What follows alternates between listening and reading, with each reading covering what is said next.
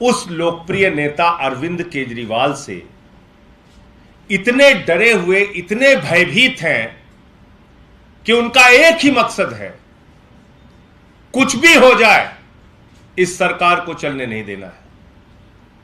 कुछ भी हो जाए, अरविंद केजरीवाल को दिल्ली की 2 करोड़ जनता के हितों में काम नहीं करने देना है।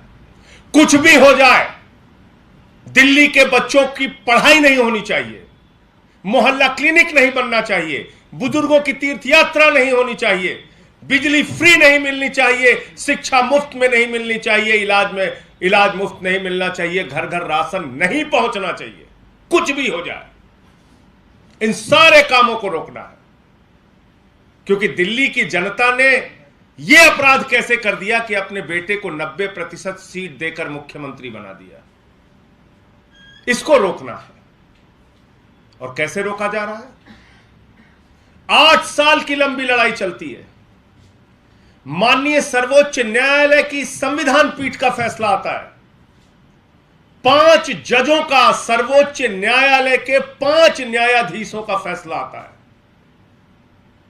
और वो फैसला सर्वसम्मति से आता है। क्या कहा जाता है उस फैसले में? कि दिल्ली की चुनी हुई सरकार के पास अधिकारियों की ट्रांसफर और पोस्टिंग की जिम्मेदारी होगी, इसलिए कि दिल्ली की 2 करोड़ जनता के प्रति एक चुनी हुई सरकार की जवाबदेही है। यह फैसला आता है सुप्रीम कोर्ट का और उसके बाद 2 दिन भी नहीं बीतता, भारतीय जनता पार्टी की सरकार, नरेंद्र मोदी जी की सरकार माननीय सर्वोच्च न्यायालय के फैसले को, संविधान पीठ के फैसले को एक अध्यादेश से बदल देती है, एक ऑर्डिनेंस से बदल देती है। कहती नहीं मानते सुप्रीम कोर्ट, नहीं मानते संविधान पीठ, नहीं मानते इस देश का संविधान, नहीं मानते इस देश का कानून, और ऑर्डिनेंस लेके आते हैं एक काला अध्यादेश, एक तुगलकी अध्यादेश, एक ऐसा अध्यादेश जो माननीय सर्वोच्च न्यायालय के फैसले के खिलाफ है, जो भारत के संविधान के खिलाफ है।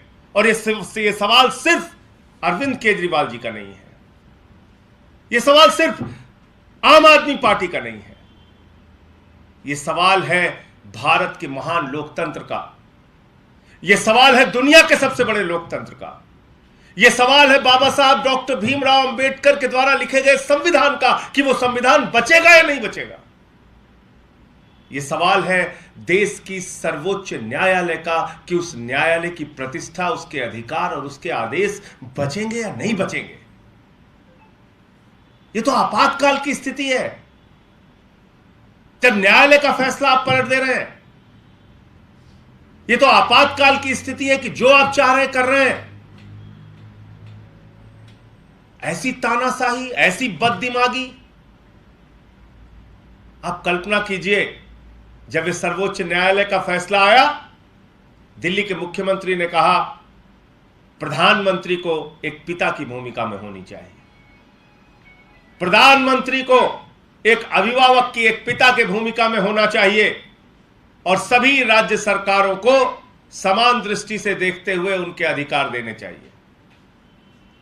लेकिन यहां मैं यह कहना चाहूंगा कि अगर एक पिता अपने बच्चे की बर्बादी पर तुला हो, एक पिता अपने बच्चे के लोकतंत्र का गला घोटने पर तुला हो, एक पिता अगर संविधान का गला घोटने पर तुला हो और एक पिता एक चुनी हुई सरकार को मारने पर जुट जाए, तो देश की स्थिति क्या होगी यह समझा जा सकता है। तो इसलिए यह जो फैसला आया है, यह सीधे तौर पे बताता है कि भारत के प्रधानमंत्री को न इस देश के लोकतंत्र में यकीन है, न इस देश के संघीय ढांचे में यकीन है। भारत के प्रधानमंत्री को न इस देश के चुनी हुई सरकारों में और जनता की सुविधाएं देने में यकीन है, और न ही भारत के सर्वोच्च न्यायालय और संविधान में यकीन है। उनको सिर्फ तानाशाही करनी है, उनको सिर्फ डंडे से सरकार चलानी है। और आज ये जो फैसला है ऑर्डिनेंस का, मैं समझता हूं सर्वोच्च न्यायालय में तो जाएगा ही, और वहां पर माननीय सर्वोच्च न्यायालय इस तानाशाही पूर्ण फैसले का संज्ञान लेगा। लेकिन कितनी मजेदार बात है, कह रहे 2 अफसर मुख्यमंत्री के ऊपर है। दिल्ली का गैर चुना हुआ एलजी 2 करोड़ जनता के द्वारा चुनी हुई सरकार के ऊपर है। तो फिर यहां चुनाव कराने का, विधानसभा के गठन का सर्वोच्च न्यायालय ने जिन बातों का स्पष्ट रूप से लिखा, उन बातों का क्या मतलब रह गया? कोई भी परिवर्तन, कोई भी अध्यादेश संविधान के दायरे में होगा, संविधान से बाहर जाकर नहीं हो सकता। और इस देश का संविधान संघीय ढांचे की बात करता है, इस देश का संविधान चुनी हुई सरकारों को अधिकार देने की बात करता है। तो आप भारत के संविधान से बाहर जाकर कोई अध्यादेश कैसे ला सकते हैं? भारत के संविधान से बाहर जाकर कैसे कोई कानून लेके आ सकते हैं?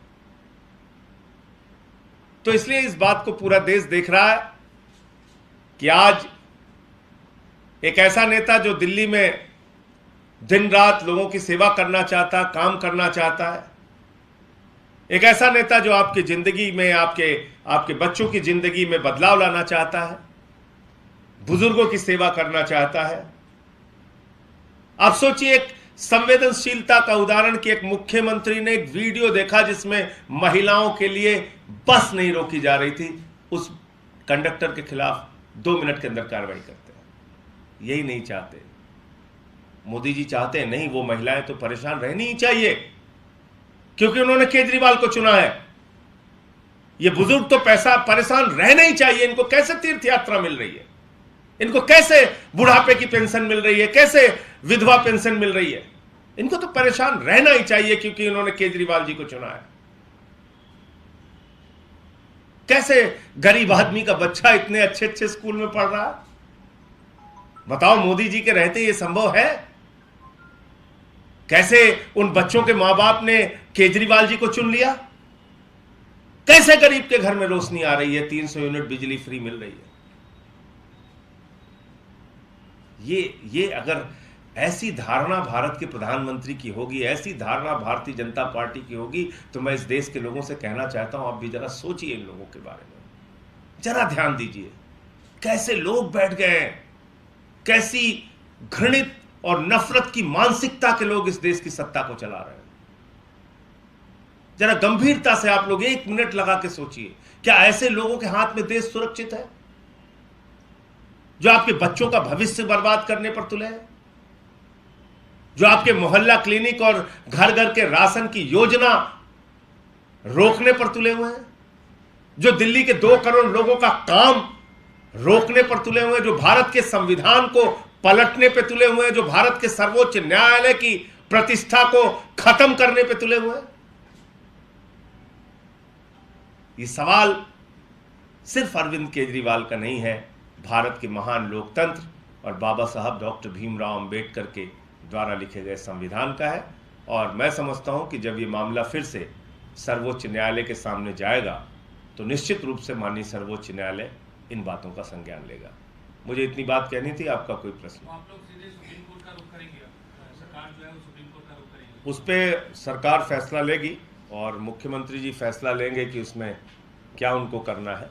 लेकिन मैं सिर्फ इतना कह रहा हूं कि ये जो फैसला आया है, ये सर्वोच्च न्यायालय की संविधान पीठ और सर्वोच्च न्यायालय के 5 जजों के फैसले को पलटने का अध्यादेश है, जो कोई मामूली बात नहीं है, जो सामान्य बात नहीं है। और ऐसे तो फिर देश का लोकतंत्र नहीं बचेगा और निश्चित रूप से इसका संज्ञान सर्वोच्च न्यायालय लेगा। संसद में मामला जाएगा, आप लोग उसका विरोध करेंगे, लेकिन क्या आंदोलन को लेकर कुछ तैयारी है कि आप सड़क पर इसका कैसे विरोध करेंगे? देखिए, सड़क से लेकर संसद तक इसका विरोध करेंगे और मुझे लगता है कि संसद तक ये पहुंचेगा ही नहीं, उसके पहले ही सर्वोच्च न्यायालय इस फैसले को संज्ञान में लेते हुए, इस अध्यादेश को संज्ञान में लेते हुए अपना निर्णय देगा। लेकिन जब संसद में आएगा तो उस वक्त क्या होगा ये आप देखिएगा।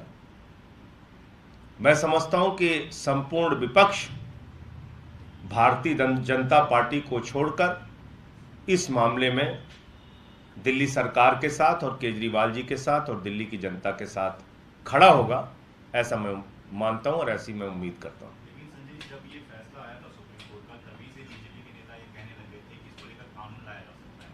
अब जब ये अध्यादेश लाया गया तब भी बीजेपी के नेता ये कह रहे हैं कि आप अधिकारियों को डरा रहे हैं, धमका रहे हैं, उनको जान से मारने की धमकियां तक मिल रही हैं, तो फिर ऐसे में इनकी रक्षा कौन करेगा? जो लोग ऑर्डिनेंस ला के अधिकारियों की, दागदार अधिकारियों की सेवा बढ़ाते हैं, जो लोग रिटायरमेंट के बाद भी कमिश्नर और ईडी डायरेक्टर और सीबीआई के डायरेक्टर के पोस्ट पर अपने चहेते, अपने उंगली के इशारे पर नाचने वाले लोगों को अपॉइंट करते हैं, जो लोग अपने खिलाफ एक शब्द बोलने वाले अधिकारी को न सिर्फ हटाते हैं, सस्पेंड करते हैं, टर्मिनेट करते हैं, बल्कि उठा के उसको जेल में बंद करके सड़ाते हैं, वो हमसे सवाल पूछ रहे हैं।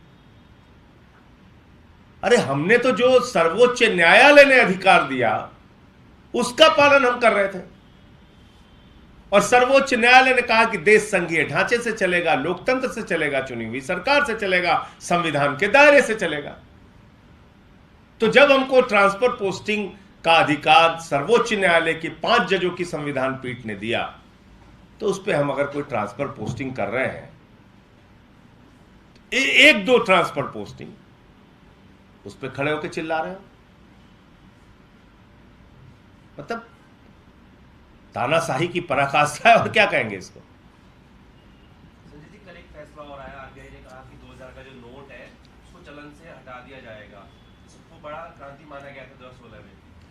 देखिए 2016 में जब क्रांति मानी गई थी, उस वक्त भी केजरीवाल जी ने कहा था कि ये दुनिया का सबसे बड़ा भ्रष्टाचार है। तब भाजपाइयों ने क्या कहा, हमारे देश के चौथी पास राजा ने कहा कि 2000 की नोट आने से भ्रष्टाचार खत्म हो जाएगा मित्रों। अब वही चौथी पास राजा कह रहा है 2000 की नोट खत्म करने से भ्रष्टाचार खत्म हो जाएगा मित्रों। ऐसे अनपढ़ आदमी को अगर देश का प्रधानमंत्री बनाओगे तो दिन रात कोई भी आके कुछ भी समझा के फैसला लेके चला जाएगा। ये क्या मजाक बना रखा है आपने। जब आप 2000 का नोट लाते हैं तो कहते हैं भ्रष्टाचार खत्म हो जाएगा, काला धन खत्म हो जाएगा, आतंकवाद खत्म हो जाएगा। कितने बड़े बड़े दावे किए गए थे। कुछ लोग तो ये बता रहे थे कि 200 फीट नीचे अगर नोट गड़ी रहेगी तब भी चिप से पता चल जाएगा। ऐसा करिश्मा सब बता रहे थे। और अब कह रहे हैं 2000 नोट का बंद, 2000 की नोट बंद होने से भ्रष्टाचार खत्म हो जाएगा। इस देश की जनता को मूर्ख समझ रखा है क्या भाई। इंटायर पॉलिटिकल साइंस की तुम्हारी डिग्री हो सकती है, उस डिग्री का पता ना चले ये भी हो सकता है, लेकिन देश का बेड़ा गर्क मत करो, देश को ऐसी मुसीबत में मत डालो। अब होगा क्या, मोदी जी कह रहे हैं मित्रों जितना घर में 2-2 हजार का नोट रखे हो सब हमारे बैंक में जमा कर दीजिए। हमारा मित्र जो है अडानी, वो लाखों करोड़ के घाटे में चल रहा है, उसको बैंक से उठा के कर्जा देना है। यही है और क्या है। मित्रों जितना 2000 का नोट रखे हो, किसान भाइयों, माताओं, बहनों, बुजुर्गों, नौजवान साथियों, सब 2-2 हजार का नोट बैंक खाली कर दिया है अडानी ने, वहां पे जमा कर दीजिए, हम उठा के फिर 2-2 हजार का नोट उसको कर्जा में देना है। यही है और क्या मतलब है इसका। अडानी ने हिंदुस्तान का लाखों करोड़ रुपए बैंकों का चाट लिया है, खा लिया है, खत्म कर दिया है। 2.5 लाख करोड़ रुपए एलआईसी में निवेशकों का डूबा है। 2.5 लाख करोड़ रुपए जीरो लगाते लगाते थक जाएंगे आप। 11 लाख करोड़ रुपए भारत के प्रधानमंत्री ने चंद्र पूंजीपतियों का माफ किया है। 3.5 लाख करोड़ रुपए हेयर कट के नाम पे चंद पूंजीपतियों का माफ किया है। और अब कह रहे हैं जितना घर में 2-2 हजार का नोट है सब बैंक में जमा करो, उठा के अडानी को देना है, क्योंकि हमारा दोस्त घाटे में कैसे रह सकता है हमारे रहते हुए। ये मकसद है और क्या है। तो ऐसा अनपढ़, मूर्ख, गैर पढ़ा लिखा आदमी अगर देश का प्रधानमंत्री होगा, कब क्या करेगा आपको पता नहीं चलेगा। एक बंदर के अस्तूरे की कहानी मैंने बचपन में सुनी थी। वो पहले राइट में अस्तूरा मारता है, फिर लेफ्ट में अस्तूरा मारता है, फिर सीधे अस्तूरा मार लेता है। तो बंदर के हाथ में अस्तूरे वाली कहानी है, सीधे मार लिया उन्होंने। बहुत धन्यवाद आपका।